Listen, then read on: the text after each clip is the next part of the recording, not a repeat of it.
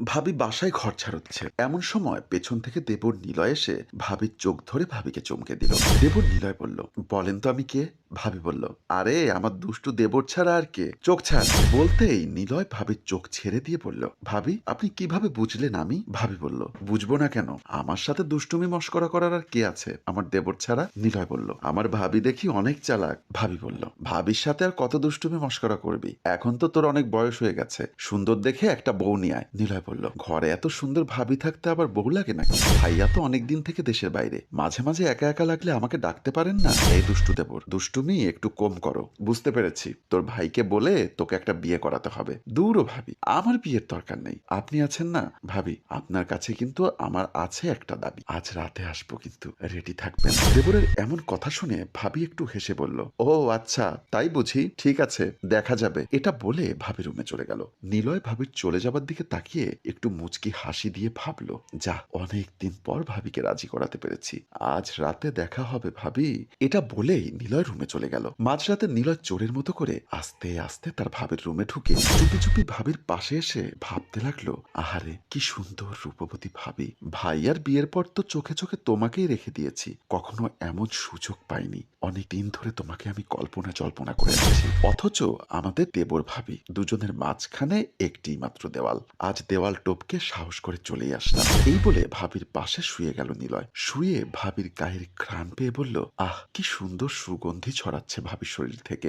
নিলয় ভাবির গায়ের ঘ্রাণে কাতর হয়ে ভাবির দিকে তাকিয়ে মগ্ন হয়ে কন্ট্রোল হারিয়ে ফেলে। হঠাৎ করে ভাবির কোমরে স্পর্শ করতে ভাবি হঠাৎ চমকে উঠল। অতঃপর ভাবির ঘুম ভেঙে যায়। ভাবি চোখ মেলে চিৎকার করতে যাবে, ঠিক তখনই নিলয় ভাবির মুখ চেপে ধরে আর বলে, ভাবি আমি। চিৎকার করো না ভাবি। ভাবি বলল, নিলয় তুই আমার ঘরে, তাও এত রাতে?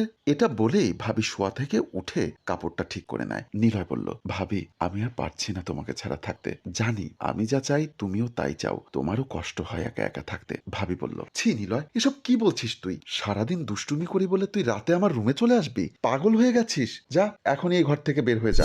ভাবির এমন কথা শুনে নিলয় বলল, ভাবি এমন করছো কেন? কেউ জানবে না, কেউ বুঝবেও না, সবাই ঘুমিয়ে আছে, ভাবি তোমাকে আদর করার একটা সুযোগ দাও না প্লিজ। এটা বলাতে ভাবি নিলয়ের গালে কষে একটা চড় মারে, ধাক্কা দিয়ে ঘর থেকে বের করে দিয়ে চিন্তা করতে লাগলো, নিলয়ের এমন আচরণ স্বামী রোহানকে জানানো দরকার, ফোন করে বলে দিবে, কারণ না দিলে নিলয়ের এমন কুমন্তব্য খারাপ আচরণ দিন দিন বেড়েই যাবে। এই ভেবে ভাবি মোবাইল হাতে নিয়ে কল করবে। এমন সময় সে ভাবতে লাগলো, আমার জামাই গেছে 8 লক্ষ টাকা খরচ করে, বেশি দিন হয়নি, এখন যদি এসব কথা আমি ওকে বলি ওর কাছে মন বসবে না, ও আমার টানে বাড়িতে ছুটে চলে আসবে, দেনা করে ধার করে বিদেশ গেছে, আমার এমন অবস্থার কথা শুনে ওখান থেকে যদি আবার চলে আসে তাহলে এই টাকাগুলো শোধ করবো কিভাবে? আমি চিন্তায় পড়ে গেলাম। আচ্ছা যাক, আপন দেবর, যেভাবেই হোক বুঝিয়ে মানিয়ে নিব রোহানকে, কিছু বলা যাবে না। আল্লাহর কাছে হাত তুলে বললেন, হে আল্লাহ তুমি আমাকে এই কঠিন পরীক্ষা থেকে হেফাজত করো এবং আমার দেবরকে হেদায়েত দান করো, আমিন। এই বলে বিছানায় ঘুমিয়ে পড়লেন। এদিকে নিলয় নিজের রুমে এসে ভাবতে লাগলো, জোর করে কখনো কিছু হয় না, যা করার সুযোগ বুঝেই করতে হবে।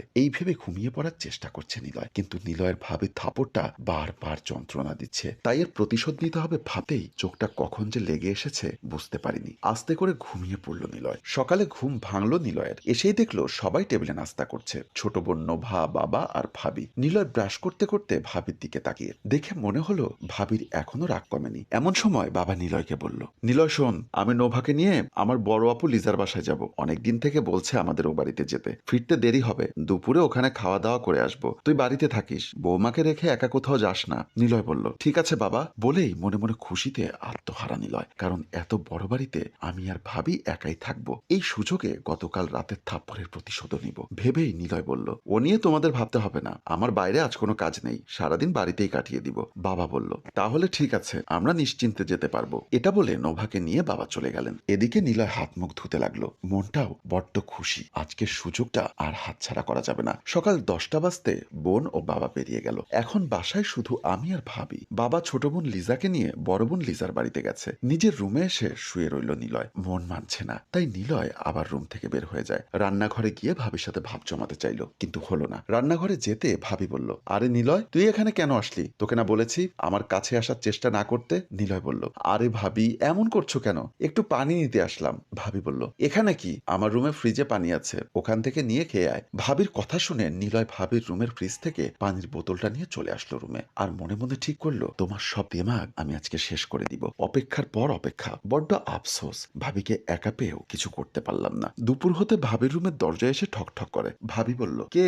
নিলয় বলল, ভাবি দরজাটা খোলো। এটা বলতেই ভাবি খুলে বলল, কি ব্যাপার? ক্ষুধা লেগেছে, খেতে দিন। ভাবি বলল, টেবিলে খাবার রাখা আছে, যাও খেয়ে নাও। কেন, তুমি খাবে না ভাবি? ভাবি বলল, তুমি খেয়ে নাও, আমি পরে খাবো। এই বলে ভাবি চলে যেতে চাইলে ঠিক ওই সময় নিলয় পেছন থেকে জড়িয়ে ধরতে যাবে। ঠিক তখনই ভাবি মাটিতে বসে পড়ে কাঁদতে শুরু করলো। কাঁদতে কাঁদতে বলল, নিলয়, আমি অজু করে এসেছি নামাজ পড়বো বলে। এমন কাজটা তুই করতে পারলি? আমি তোকে শুরু থেকে দেবর না, আপন ছোট ভাইয়ের মতোই জানি। তাছাড়া আমি তো প্রবাসী ভাইয়ের আমানত। আমাদেরকে দেশে রেখে সবাইকে ভালোভাবে রাখার জন্য সে বিদেশে কেটে মরছে, আর তুই অনেক দিন থেকে আমার সাথে খারাপ আচরণ করছিস। স্বামীকে কাছে না পাওয়ার বেদনা ভুলে থাকার জন্য তোর সাথে একটু হাসি ঠাট্টা মস্কারি দুষ্টুমি করি, তাই বলে কি তুই আমার সাথে এমন কাজ করতে পারবি? আর তুই কিভাবে ভাবতে পারলি আমার ইজ্জত আমি তোকে দিয়ে দিব? তুই কেন, আমি যদি কোনো ডাকাতের হাতেও পড়ি তবুও নিজের ইজ্জত বাঁচানোর জন্য প্রাণ দিব। তবু নারীর অহংকার অমূল্য সম্পদ অবৈধভাবে কাউকে বিলিয়ে দিব না। এটার মালিক শুধু একজন, যে আমাকে কলেমা পড়ে এই ঘরে নিয়ে এসেছে। আর যদি আমার সাথে কিছু করতে হয় তাহলে আমাকে মেরে করতে হবে। আমার জীবন থাকতে আমি কখনো এমন কাজ করতে পারবো না। এরপরও যদি আমার সরলতার সুযোগ নিয়ে কিছু করতে চাস, তার বিচার আল্লাহ করবে। বুকের কাপড় ফেলে দেয়, ধর আমার গলা টিপে মেরে ফেল, তারপর যা করবি কর, বাধা দিব না। আমাকে ছিঁড়ে ছিঁড়ে খেয়ে ফেল। কান্না করতে থাকে। নিলয় ভাবিকে থামিয়ে কাঁদতে কাঁদতে বলল, আমার ভুল হয়ে গেছে, আমাকে ক্ষমা করে দাও প্লিজ। আজ থেকে আমাকে দেবর নয়, নিজের আপন ভাই ধরে নিতে পারো। আমাকে ক্ষমা করো বোন, আর এই ঘটনাটা কাউকে বলো না। আমি তোমাকে কথা দিচ্ছি আর কখনো এমন হবে না। বন্ধুরা, পৃথিবীর সমস্ত সম্পর্কের ঊর্ধ্বে পারিবারিক সম্পর্ক। এমন হাজারো প্রবাসীর বউরা নীরবে একটু সুখের আশায় হাজারো কষ্ট বুকে চাপা নিয়ে এভাবে মিথ্যার আশ্রয়ে সংসার টিকিয়ে রাখার চেষ্টা করে যাচ্ছে। গল্পটি যদি আপনাদের ভালো লেগে থাকে তাহলে অবশ্যই লাইক, কমেন্টস এবং শেয়ার করে অন্যদের দেখার সুযোগ করে দিন। ধন্যবাদ। গল্পটির রচনায় আয়ুব মাহমুদ টেম্পু, পরিচালনায় রেজাউল কবির চৌধুরী, প্রযোজনায় এফ এ নয়ন চৌধুরী।